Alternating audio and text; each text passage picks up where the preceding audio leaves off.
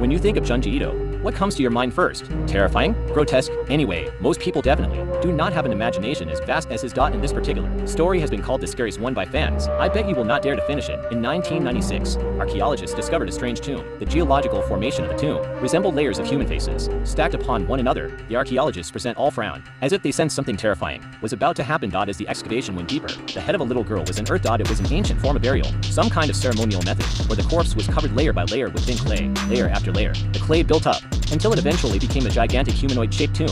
And then, this tomb was buried underground? That was just a hypothesis. Before the sentence was even finished, suddenly filled the sky. What had been a clear day turned into a violent storm. While others were running for shelter, the archaeology professor secretly took the skull and kept it for himself. At that moment, the professor had no idea he was about to make a grave mistake. 20 years later, it was the anniversary of the professor's death. His family drove to the cemetery to pay their respects. They were joyfully chatting in the car, but failed to notice a truck speeding toward them from the opposite direction. The older sister swerved to avoid it and ended up falling into a ravine. When the sister, miraculously in horror, turned around, she saw that her younger sister's face had been smashed to pieces by a signpost. Sister, are you alright? The older sister and their mother rushed the younger one to the hospital. While the mother kept blaming the older sister, the doctor invited them both to come in and check on the girl. Due to the girl's unique physical condition, even the doctor was in complete shock. The girl's face, which had been destroyed, had miraculously grown back. Her skin resembled the growth rings of a tree layer upon layer. Your daughter's skin is layered, the doctor explained. Her brain, internal organs, and skeleton appeared to be missing. Her body is almost entirely composed of epithelial tissue. This woman's body is made up of layers of skin.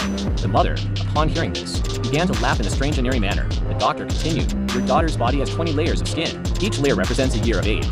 Shocked, the mother and sister went outside to get some fresh air. The older sister began to suspect that this could be the result of the skull's curse. The human skin patterns on the skull were identical to her sister's strange body. Their father had stolen the skull and broken the curse, which not only led to his own mysterious death, but also left lingering effects on both sisters' bodies. Not only was the younger sister's body bizarre, the older sister's teeth were also layered, stacked one over another. That night, their mother came to the younger girl's bedside, as if possessed.